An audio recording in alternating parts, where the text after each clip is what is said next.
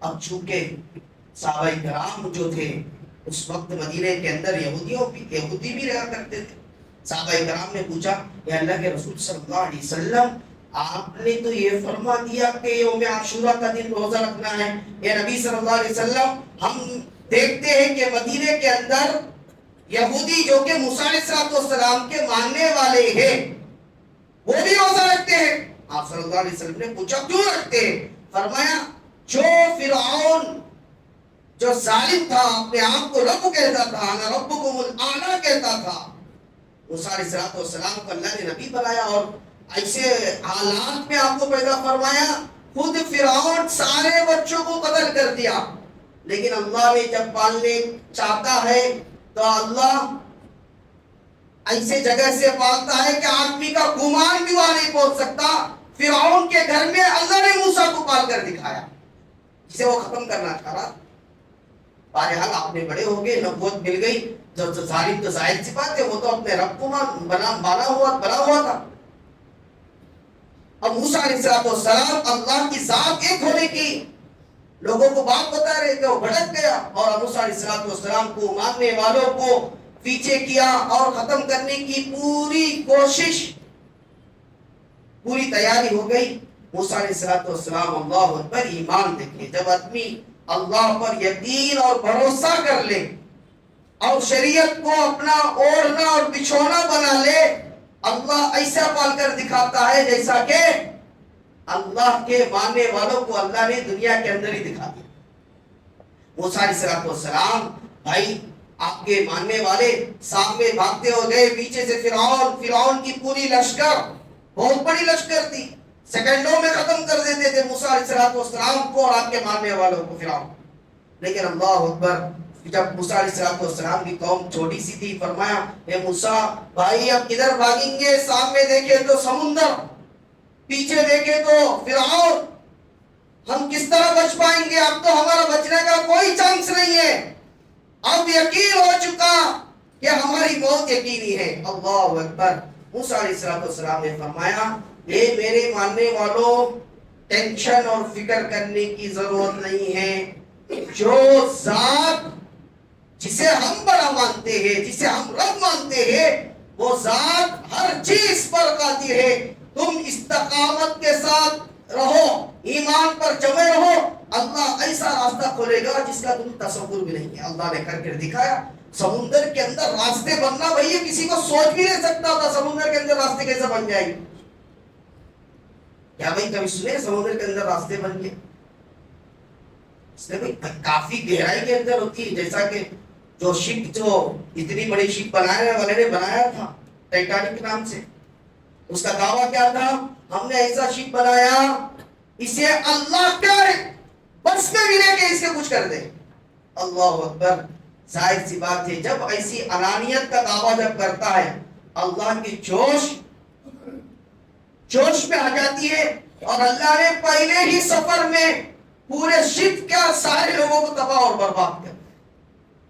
حالانکہ بنانے والے نے یہ کہا تھا ایسا شپ نہ کبھی ڈوب سکتا ہے، نہ کوئی اسے تباہ کر سکتا ہے. اللہ نے کیا کر دکھایا جی پہلے ہی سفر میں. آج تک اس کو نکالنے کی ابھی کچھ مہینے پہلے کچھ لوگوں نے وہاں پر پہنچنے کی کوشش کی. سمندر کی گہرائی دیکھیں. میں یہ بتانا چاہ رہا ہوں سمندر کے اندر راستے بننا یہ کتنی بڑی بات ہے، آپ اس کا اندازہ لگائیں. ابھی اس کے شپ کو جو ہے ڈھونڈنے کی ظاہر سی بات ہے اس شپ کے اندر جو ہے بڑے بڑے کروڑ پتی ہوں گے، ان کے زیورات، پیسے، سارے کچھ ہوں گے. اب بھی ویسا ہی تو کوشش وہاں جانے کا جو خرچ ہے پہنچ کر لانے کا، اس کے اندر جتنا نہیں ہے اس سے 4 گنا زیادہ خرچہ جو ہے لانے پر ہے. اسی لیے سب لوگوں نے ہاتھ جوڑ کر کہہ دیا بھائی ہم جا نہیں سکتے، اور کچھ 4 لوگوں نے مل کر جو ہے کوشش کی اور گئے اور اس کے قریب پہنچنا تھا. سمندر کی گہرائی دیکھیں ایسا پھٹا کہ ریزے کے اندر وہ سارے چھوٹی سی کشتی بنا کر تھی جو واٹر کے اندر جاتی تھی. کیا بولتے جیسے ہاں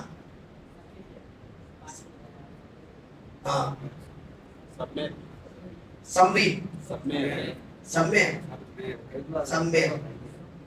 تو بہرحال کچھ بھی رہو، ایک کشتی سمندر پر چلتی ہے، ایک اندر چلتی ہے.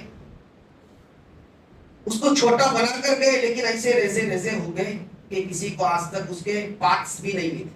تو الغرض جب موسیٰ علیہ السلام پہنچے، آپ نے کہا بھائی اللہ کے ذات پر پورا بھروسہ رکھو، اللہ ہمیں بچائے گا، اللہ ایسا بچائے گا تم گمان بھی نہیں کر سکتے. اللہ نے کیا کر کے دکھایا بھائی، ایسے سمندر کے اندر راستے بنا دیا. جس سمندر کے اندر آدمی جانے پر مر جاتا ہے، جس کے ریزے ریزے ہو جاتے ہیں، ایسے سمندر میں اللہ نے کیا کر دکھایا؟ بولو بھائی کیا کر دکھایا؟ یہ کس کے لیے بتایا؟ جو اللہ پر مانتے ہیں، اللہ پر یقین رکھتے ہیں، اللہ پر ایمان رکھتے ہیں، ان کے لیے اللہ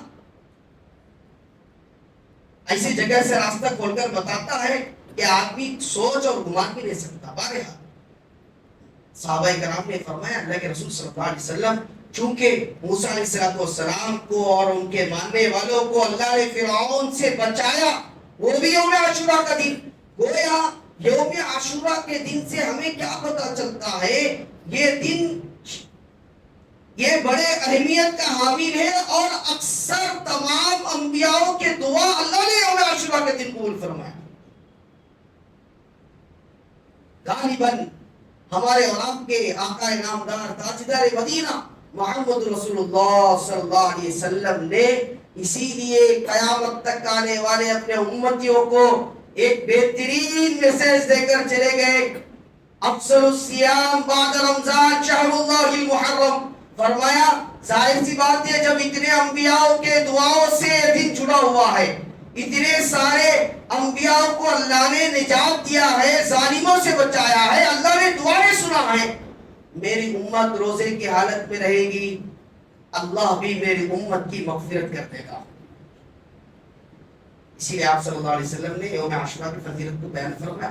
صحابہ کرام نے پوچھا اللہ کے رسول صلی اللہ علیہ وسلم چونکہ یہودی بھی روزہ رکھتے ہیں، اللہ کے رسول کا ایسا نہ ہو کہ ہماری مشابہت ہو جائے. صحابہ کرام کا ایمان دیکھیں، آپ کی فکر دیکھیں، اس میں مشابہت جی، عبادت میں مشابہت.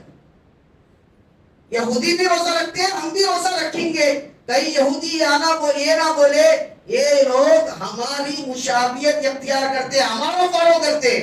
آپ صلی اللہ علیہ وسلم نے فرمایا یہ بالکل مجھے گوارا نہیں کہ میری امت کسی دوسرے لوگوں کے نقشے کو اپنے زندگی میں اتارے، دوسروں کو فالو کرے، یہ میری امت کے لیے اجازت نہیں. اس لیے آپ نے فرمایا من تشبہ بقوم فہو منہم، جس نے کسی غیر کی مشابہت اختیار کرے گا اللہ قیامت کے دن اس کو اسی کے ساتھ اٹھائے گا. محترم سامعین، سوچنے اور سمجھنے کی ضرورت ہے. بھائی جب ایک روزہ آپ صلی اللہ علیہ وسلم یہ گوارا نہیں فرماتے ہیں کہ بھائی یہودی بھی چونکہ روزہ رکھتے ہیں کہیں ہماری مشابہت نہ ہو جائے، تو آج ہمیں اور آپ کو سوچنے اور فکر کرنے کی ضرورت ہے آج ہم کس کے نقشے قدم پر چل رہے ہیں، ہمارے زندگی میں کس کے دور و طریقے، کس نبی کی اتباع اور کس نبی کے سنت ہمارے زندگی کے اندر. یہ خود اپنے گروہوں کے اندر کچھ